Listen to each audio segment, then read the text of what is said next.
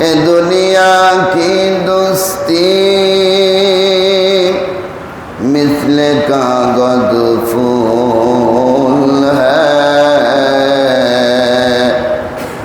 देखने में खुशनुमा है मगर वो कुछ भी नहीं है।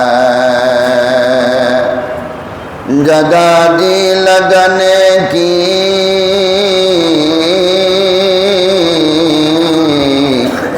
ये दुनिया नहीं,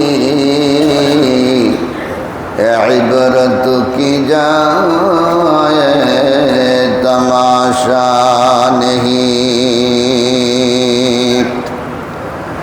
अल्हम्दुलिल्लाह रब्बुल आलमीन दरबारे असंख्य अगणित शुक्र सुजूद रब्बुल आलमीन আমাদেরকে অত্যন্ত দয়া করে মায়া করে মহব্বত করে ভালোবেসে বিশ্বনবী রাসূল আকরাম সাল্লাল্লাহু তাআলা আলাইহি ওয়াসাল্লামের উম্মত হওয়ার মতো সৌভাগ্য দান করেছেন। সেজন্য রব্বুল আলমিনের দরবারে কালিমাতুশ শুকর আদায় করি, সকলেই বলি আলহামদুলিল্লাহ। আরও শুকরিয়া জ্ঞাপন করতেছি যে রব্বুল আলমিন আমাদেরকে আমাদের দেশে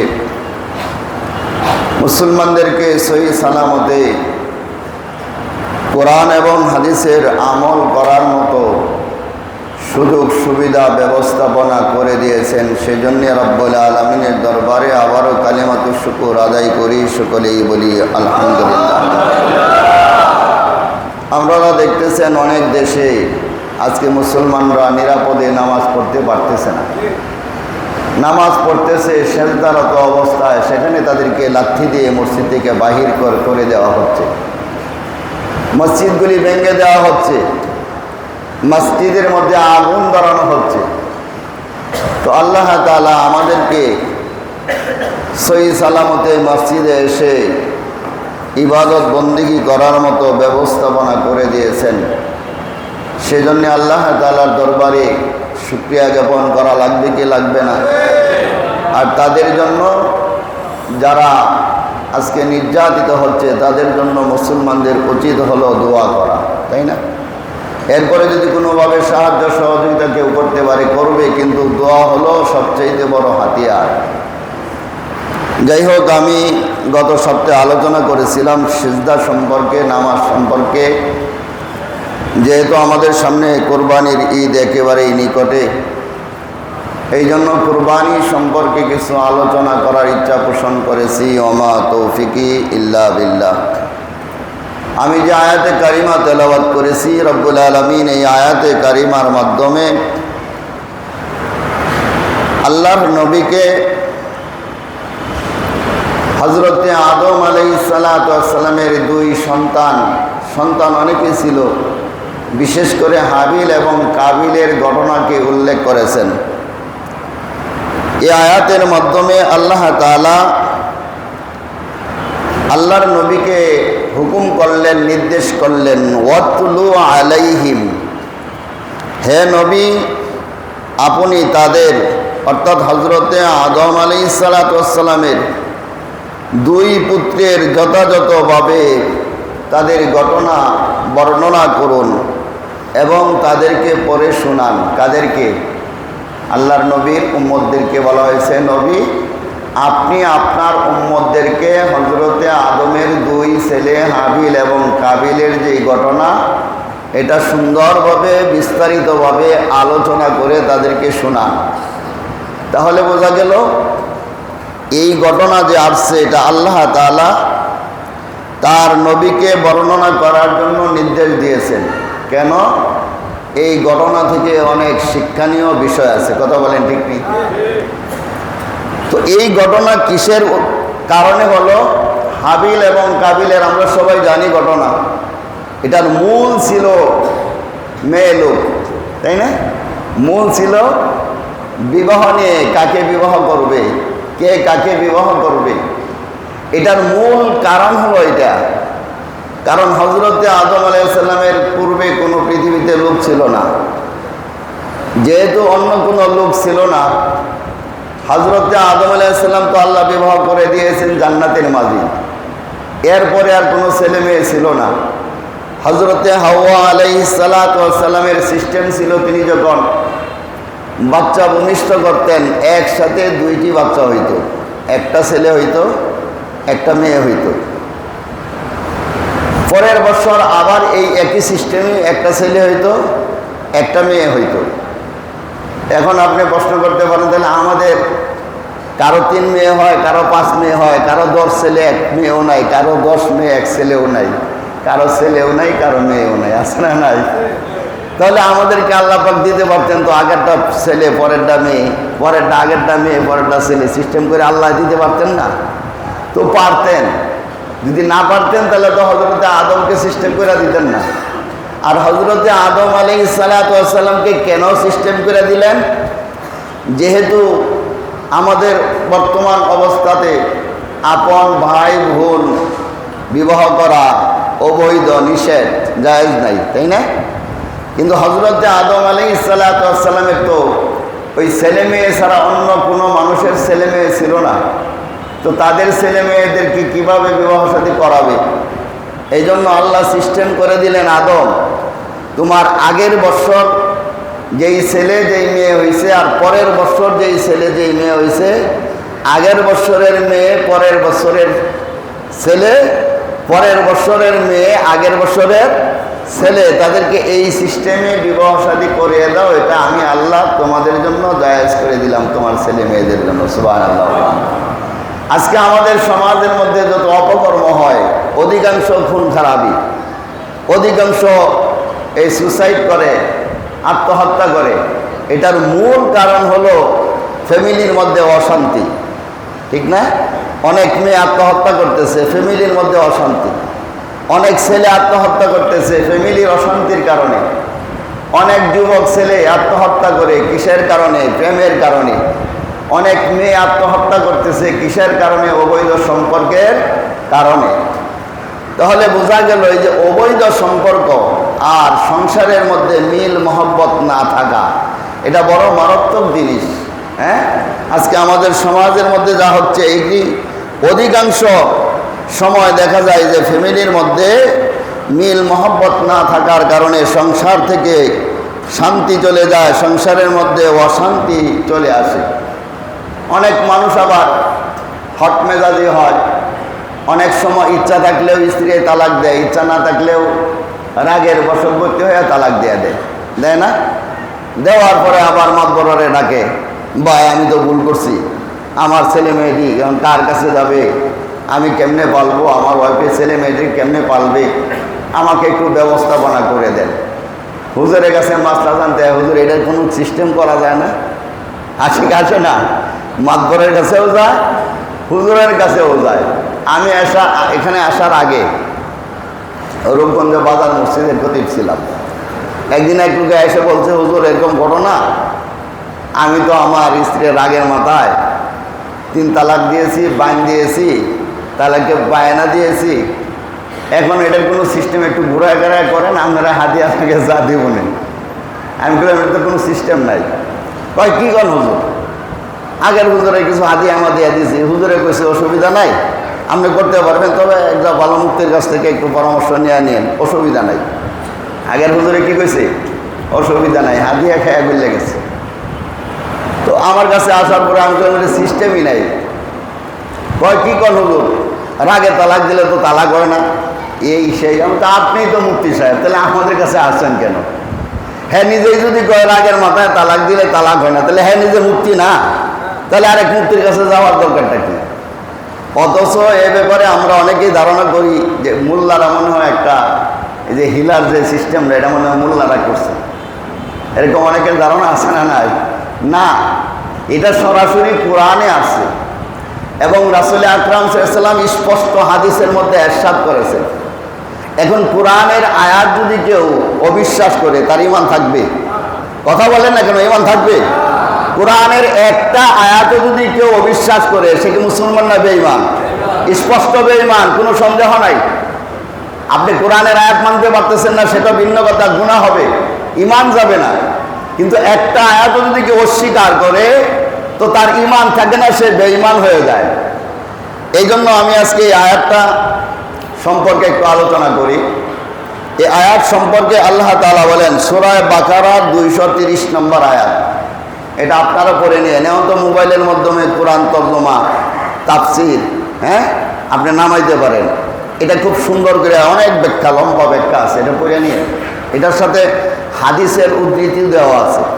কেউ যদি তার স্ত্রীকে 3 তালাক দেয়, তালাকে বায়ানা দেয়, তাহলে সে তার স্ত্রী আনতে পারবে কি পারবে না? যদি আনতে পারে তার সিস্টেম কি? এখন তো তালাক দেওয়ার সময় আর উস থাকে না।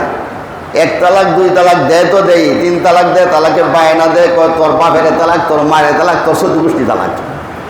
কি কয় না? এমন তালাক দেয়, মায়েরও তালাক দেয়, বাপেরও তালাক দেয়, 14 গোষ্ঠীরও তালাক দেয়। তালাক তো তুমি বিয়া করছো তোমার স্ত্রীরে, তোমার হের মারে তুমি বিয়া করছো, তাহলে হের মারে তুমি তালাক দাও কেমনে? হের বাপেরে তুমি তালাক দাও কেমনে? হের 14 গোষ্ঠীকে তুমি বিয়া করছো, তাহলে হের 14 গোষ্ঠীর শুধু তালাক দেওয়া শুরু করে দেয়। যাই হোক, আল্লাহ তাআলা বলেন ফাইন তাল্লাকাহা ফালা তাহিল্লু লাহু মিন বা'দু হাত্তা তানকিহা জাওজান গায়রাহু ফাইন তাল্লাকাহা ফালা জুনাহা আলাইহিমা আন ইয়াতারাজাআ ইন أن يقيم حدود الله وتلك حدود الله يبينها لقوم يعلمون। এই আয়াতটা এই জন্য আলোচনা করতেছি, এটার বিষয় না, যেহেতু এই গন্ডগোলটা শুরু হয়েছে নারী নিয়ে, হজরতে হাবিল এবং কাবিলের বিষয়ে, এই জন্যই আয়াতটা তেলাওয়াত করলাম। আর এই ব্যাপারে আমাদের সমাজের মধ্যে খুব সরাসরি ইদানিং তো দেখা যায় অধিকাংশ ফ্যামিলির মধ্যে তালাক হয়ে গেছে। যেটি সমাজে জানে এটি প্রকাশ পায়, আর যেটি সমাজে না জানে কয় কারো কাছে কইস না। জামায় কয় যা কইছি কেল্লে তুই কইস না, বউরে না হইলা দে, বউ তো যা কোয়েশ্চেন করছেন, এটা সমাজে প্রকাশ পাইলে কিন্তু আমি আর থাকতে পারবো না, আপনার বাচ্চা কাচ্চা নিয়ে কিন্তু আপনার থাকা লাগবে। যা কোয়েশ্চেন এটা আর কেউ কেন না, এটা ঘরের মধ্যে কোয়েশ্চেন, ঘরের মধ্যেই থাক। এখন স্ত্রীও যদি না কয়, স্বামীও যদি কারো কাছে না কয়, আর যদি সে সংসার করে, তো এই সংসারটা কি বৈধ হবে না অবৈধ হবে? কথা কয় না, বৈধ হবে না অবৈধ হবে? এর যে সন্তান আদি হবে, এটা কি বৈধ সন্তান না অবৈধ সন্তান? অবৈধ সন্তান কি সমাজের কাজ করবে না সমাজের বিপদ ডেকে আনবে? কথা কয় না। কি সমাজের কাজ করবে, মানুষের উপকার করবে না মানুষের ক্ষতি করবে? স্পষ্ট মানুষের ক্ষতি করবে, কারণ সে তো নিজেই অবৈধ। যে নিজেই অবৈধ, এর কাজকর্ম তো অবৈধই হবে, সে কি বৈধ কাজ করবে নাকি? সে নিজেই তো অবৈধ। তো এই জন্য এই ব্যাপারে আমাদের খুব সতর্ক থাকা লাগবে, খুব সতর্ক। তালাক এমন একটা জিনিস, বিবাহ সাথী এমন একটা জিনিস, এটা রাগে কইলেও হয়ে যায়, কান্না কইলেও হইব, হাস্যা যদি কেউ তালাক দেয় এটাও হয়ে যাবে। কথা বুঝেন নাই? কোনো মানুষ যদি হাস্যা তালাক দেয় এটাও তালাকই হয়ে যাবে। যদি কান্দা করে এটাও হইব, আর আগের মাথা গইলেও হইব। কিছু কিছু বিষয় এমন আছে। আবার বিবাহ সাথীর বিষয়ে এমন অনেক বিষয় আছে। আমাদের সমাজের মধ্যে আরও কিছু জিনিস আছে। ওই নাতি আর দাদা নিয়ে ফাইজদামি হয় না, বাঁচতে আর মেয়ে কয় দাদা এই যে তোমার দ্বারা তুমি লয়ে যাও, যা ইচ্ছা তা করো। এখন মেয়ে যদি সাবালেকা হয়, আর যদি মেয়ে যদি নাবালেকা হয়, আর যদি মেয়ের বাবে যদি দাদারে দেয়া দেয় যে আমি দেয়া দিলাম অমুকটা তোমার কাছে বিয়া দিয়ে দিলাম যাও, আর দাদা যদি কয় আলহামদুলিল্লাহ আমি কবুল করলাম, এর মাঝখানে যদি দুজন সাক্ষী দেয় তাহলে বিয়া হয়ে যায়। কি হয়ে যায়? বিয়া হয়ে যায়। এখন বাকি রইল দেড়মোহর। দেড়মোহর হলো তার আত্মীয় স্বজনের মধ্যে যে দেড়মোহর আছে, এই দেড়মোহর ধার্য হইয়া তার বিবাহ হয়ে যায়। ময়মনসিংহ জামিয়া ইসলামে একটা মাদ্রাসা আছে, অনেক বড়, দাওরা হাদিস পর্যন্ত একটা পর্যন্ত এনে পড়ায়। এই মাদ্রাসার এক ঘটনা ওখানে আমি পড়ছি। এক হুজুরে মানে কিতাবের পড়া বুঝাইতে এক পর্যায়ে কয় তুই মনে কর আমার মেয়ে অমুকরে তোর কাছে বিয়া দিলাম। ছেলে ছিল খুব চালাক, কয় হুজুর আমিও কবুল করলাম। বুঝেন নাই? ছেলে কি কয়? আমিও কবুল করলাম। এখন তো বিয়া হয়ে গেছে, কারণ ক্লাসের মধ্যে আরো ছাত্র ছিল না, এরা তো সাক্ষী হয়ে গেছে। এখন হুজুরে তো আর জানে না যে পাটনায় কই বলছে আমি কবুল করলাম, পাটনা তো কই বলছে আমি কবুল করলাম, এত বিয়া হয়ে গেছে। এখন হুজুরকে আমি তো তোর কাছে বিয়া দিব না, বিয়া না দিলে দিবেন না দিবেন কি, বিয়া তো হয়ে গেছে। পরে হুজুরে আরো কয়েক হুজুরে নিয়ে পরামর্শ করছে, কিছু করার নাই, আপনি এরকম ভাবে বুঝাইতে গেলেন কি লিখে, ও পাটনা আছে, ক্লাসের মধ্যে পাটনা গোলাম থাকে, কিছু জানেন না, এখন তো বিয়া হয়ে গেছে। তো যাই হোক, কিছু কিছু বিষয় এমন আছে ফাইজলামি করে কইলে ওইটা কি হয়ে যায়। এই জন্য দাদা নাতির ব্যাপারেও এরকম ফাইজলামি করা যাবে না। আমরা অনেক সময় বলি না যে তোমারে যা দিলাম, এই তুমি লয়ে যাও। এখন দাদা যদি ঠিক আছে তোমার মেয়েরে আমি কবুল করলাম, যদি দুজন সাক্ষী থাকে তাহলে বিয়া হয়ে গেছে। এখন না চাললে হ্যাঁ বউ, কথা বুঝেন নাই? তো যাই হোক, আমাদের সমাজের মধ্যে এমন কিছু বিষয় আছে ফাইজলামি চলে, কিন্তু এই সমস্ত বিষয় নিয়ে ফাইজলামি চলে না। আল্লাহ তাআলা বলেন ফাইন তাল্লাকাহা, এর আগে অনেক লম্বা আলোচনা গেছে, পিছনে অনেক লম্বা আলোচনা আছে, সেই বিষয়ে গেলে এই আয়াতের তাফসীর করলে সময় শেষ হয়ে যাবে। আল্লাহ তাআলা বলেন ফাইন তাল্লাকাহা, যদি তার স্বামী তার স্ত্রীকে তালাক দেয়া দেয়, বিস্তারিত এখানে নাই কিন্তু হাদিসের মধ্যে আছে, কয় তালাক? 3 তালাক যদি কোনো মানুষ তার স্ত্রীকে দেয়া দেয়, তালাকে বাইন দেয়া দেয়, আল্লাহ তাআলা বলেন ফাইন তাল্লাকাহা ফালা তাহিল্লু লাহু মিন বা'দু। আল্লাহ বলেন ফালা তাহিল্লু, ওই স্ত্রীর জন্য ওই স্বামী বৈধ নয়, আর ওই স্বামীর জন্য যেই মেয়েকে 3 তালাক দিছে ওই মেয়েটা ওই স্বামীর জন্য বৈধ নয়। কি হয়ে গেছে? তালাক হয়ে গেছে। ফালা তাহিল্লু, তার জন্য হালাল হবে না, তার জন্য বৈধ হবে না, লাহু, ওই মহিলা অথবা ওই পুরুষ, মিন বাদু হাত্তা তানকিহা জাওজান গায়রাহু। তবে হ্যাঁ, একটা সূরত আছে, এই সূরতটা আমাদের সমাজে যেটা হিলা কয়, এটা হিলার এই সিস্টেম না। হিলার সিস্টেমটা এই জন্য বলতেছি, অনেক মানুষ এটা নিয়ে গোপনে গোপনে আরেকবারের কাছে বিয়া দেয়, আগের দিন ছাড়ছে, পরের দিন আরেক বাসুরের সাথে বিয়া দেয়, দেওয়ারের সাথে বিয়া দেয়, তুই রাত্রে থাইকে তুই তালাক দিয়ে দিস। তো গোপনে তালাক দিয়ে দিছে, পরের দিন আরো 2জন মুরব্বী আইনে বিয়া করাই দিছে। হুজুরে কইছে এরকম আছে, হিলা টিলা এরকম আছে, এরকম করলে হয়ে যায়। এই সূরাটা আপনাদের কাছে কোরআন থেকে বলতেছে। আল্লাহ তাআলা বলেন ফালা তাহিল্লু, তার জন্য হালাল হবে না, মিন বাদু হাত্তা তানকিহা জাওজান গায়রাহু, যদি ওই মহিলাটার অন্যত্র আরেক জায়গায় বিবাহ না হয়। কত ভালো করে বুঝলেন? অন্য জায়গায় যদি বিবাহ না হয়, মিন বাদু, এর পরে, হাত্তা তানকিহা, এর পরে যদি বিবাহ না হয়, জাওজান গায়রাহু, অন্য এক স্বামীর কাছে। কথা বুঝছেন? তাহলে সাইরা দিছে, সারা স্বামীর কাছে বিবাহ না হয়, তাহলে তার জন্য কি হবে না? হালাল হবে না। এখন এটারে বানাইছে হিলা।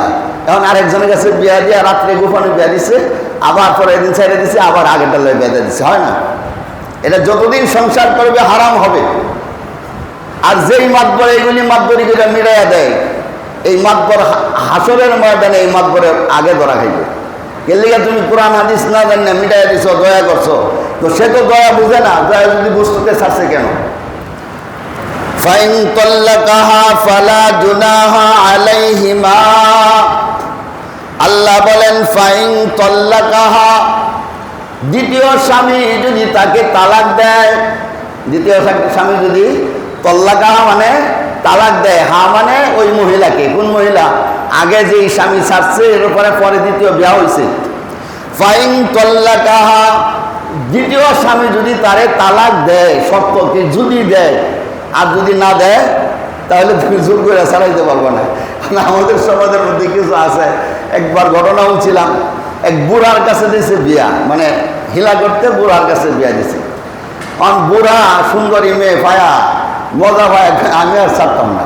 তো ছাড়তো না, পরে দিন তো তুমি ছাড়ো না, আমি ছাড়তাম না। কে তো তোমরা বিয়া দিছো, এটা আমার ব্যাপার, আমি ছাড়তেও পারি নাও ছাড়তে পারি। এখন বুড়া ছাড়ে না, মেয়ের কাছে জিজ্ঞেস করছে, কয় হ্যাঁ তালাক দিল কে লেগিয়া? বুড়ার কাছে বেঁধেছে, আমি বুড়ার ঘরেই থাকবো, যা। তো বেশ লেগে গেছে। তো আল্লাহ তাআলা বলেন ফাইন তাল্লাকাহা, যদি দ্বিতীয় স্বামী তাকে তালাক দেয়, কোন কারণে?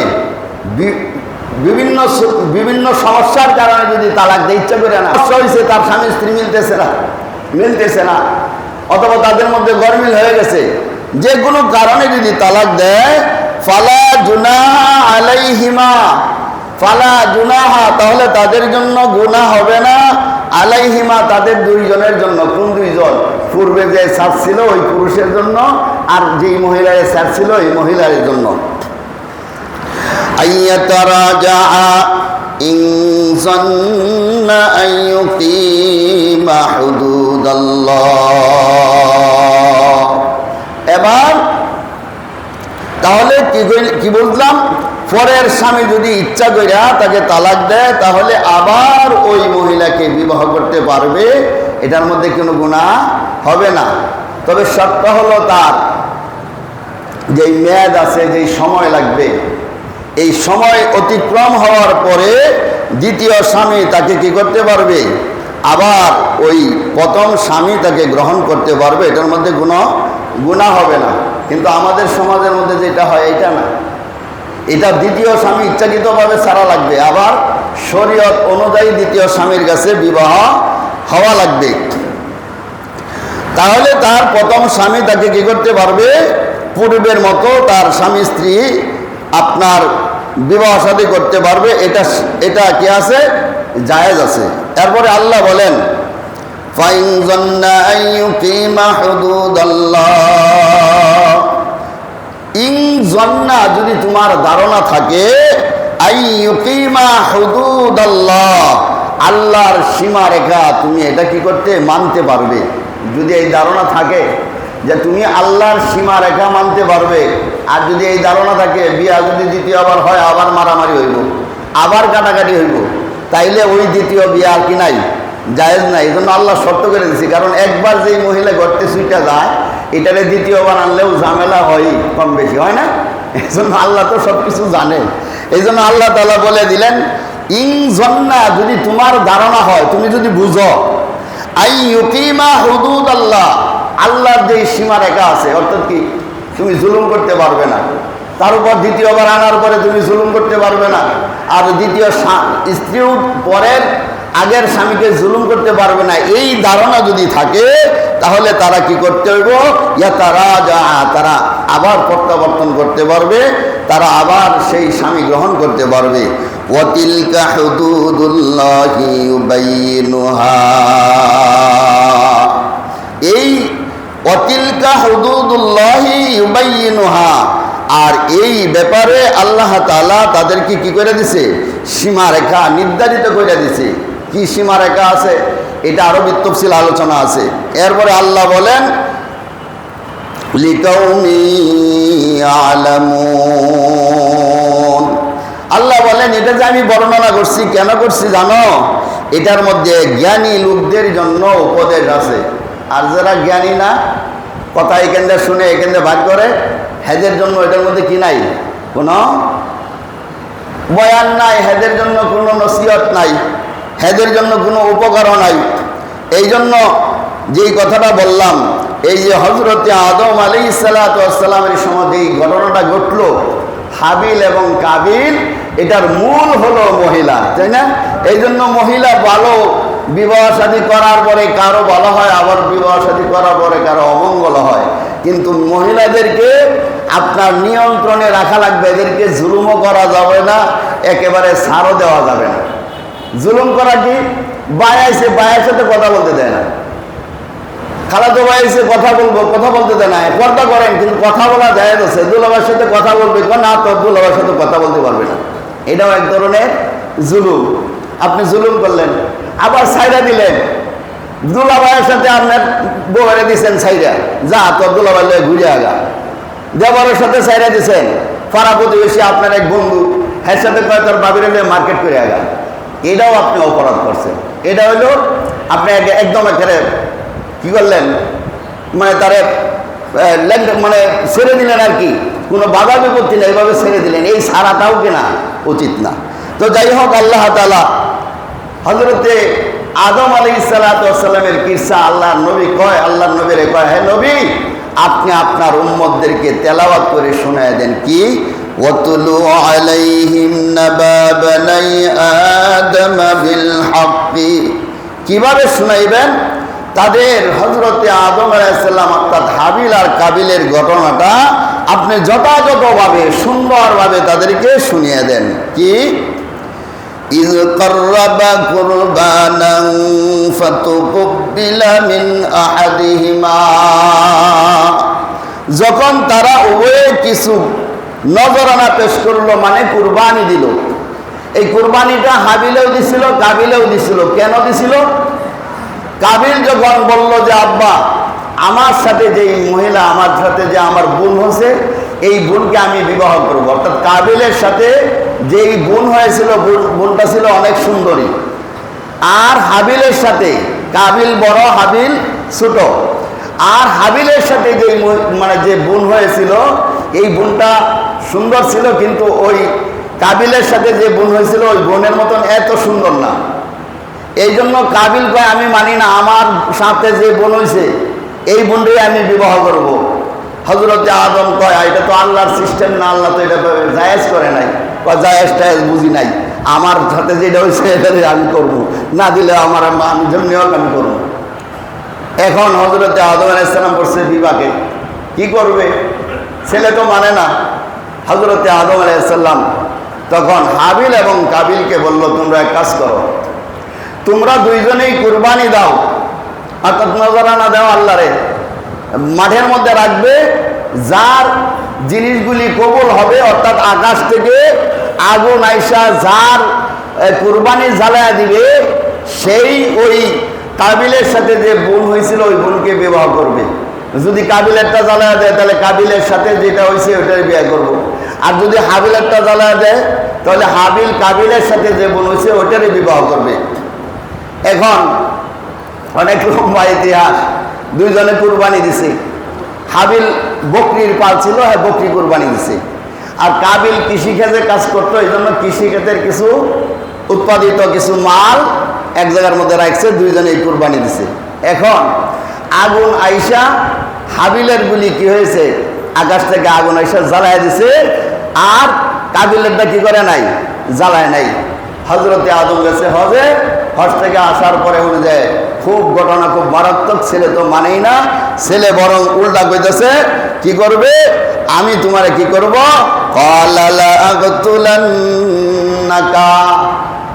আমি তোমারে যেমনি হোক তোমারে আমি মারবো, তোমারে হত্যা করে তোমার মাইরা হইলেও আমার বোনকে আমি কি করব? বিবাহ করব। এরপরে অনেক লম্বা ঘটনা। এরপরে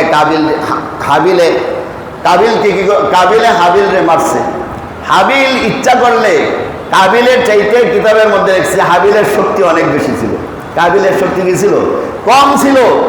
যারা জুলুম করে এরা বেশি শক্তিশালী থাকে না, কিন্তু যাদের উপরে জুলুম করে এরা অনেক সময় শক্তিশালী হইলেও ওই জালেমের মতন জুলুম করে না। হ্যাঁ, জালেমের মতন জুলুম করে না। ডাহাইতি মাহাইতি যারা করে দেখবেন এত বড় শক্তিশালী না, একটা লাত্তি দিলে 10 হাত দূরে যায় ঘুরে যাইব, কিন্তু এত জুলুম করতেছে ছুরি একটা দূরে নাই, বুঝেন নাই? তো যাই হোক, হাবিল অনেক শক্তিশালী ছিল, কাবিলের তুলনায় হাবিলের শক্তি অনেক বেশি ছিল। কিন্তু হাবিল বলল, আমি তোমাকে কি করব না, তোমার প্রতি আমি হাত প্রসারিত করব না, তুমি আমাকে মারতে পারো, আমি তোমাকে কি করব না, মারব না। এরপরে অনেক লম্বা ঘটনা, যেহেতু সময় আজকে শেষ, এই জন্য কুরবানিটা ওখান থেকে আসছে। হযরতে আদম থেকেই কুরবানি শুরু হয়েছে, আমাদের সামনে সেই কুরবানি চলে আসছে। আমরা সেইভাবে ইনশাল্লাহ কুরবানি দেব, যাতে করে আমাদের কুরবানিটা আল্লাহ তাআলা কবুল করে নেন। ওয়া আখিরু দাওয়ানা আলহামদুলিল্লাহি রাব্বিল আলামিন। যারা সুন্নাত পড়ে নাই সুন্নাত পড়ে নেন।